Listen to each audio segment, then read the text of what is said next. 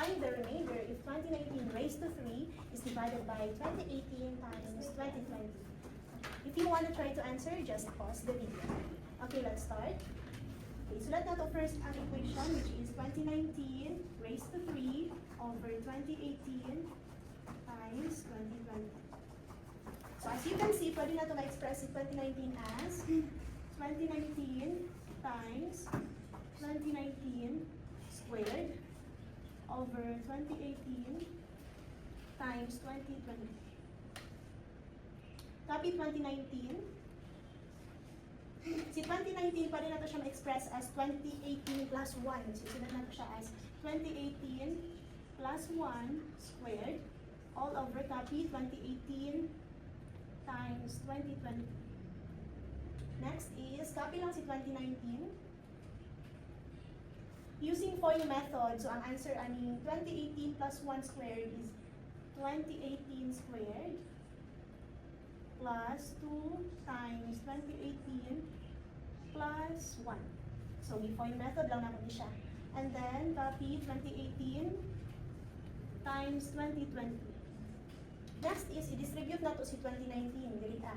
So, it will become 2019 times 2018 squared plus 2019 times 2 times 2018 plus 2019 times 1 is 2019 all over 2018 times 2020. So makita diri pwede na to i-factor si 2018 kani diri an apart.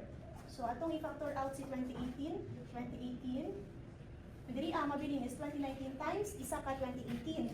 So 2019 times 2018. And then diri ang mabilin na lang is 2019 and 2 plus 2019 times 2. Copy plus 2019 all over 2018 times 2020. So makita na po diri ang part, pwede na ito ma-factor out si 2019. So igawas na to si 2019, copy lang 2018.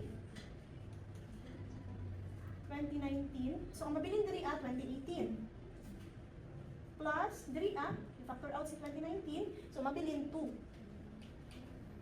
Copy plus 2019. All over 2018 times 2020. So, pwede na ito sila masulat as duha ka factor. So, ito ni siyang tungaon. So, 2018 times 2019, at kani siya is 2018 plus 2 becomes 2020. All over 2018 times 2020 plus kani siya 2019 all over 2018 times 2020.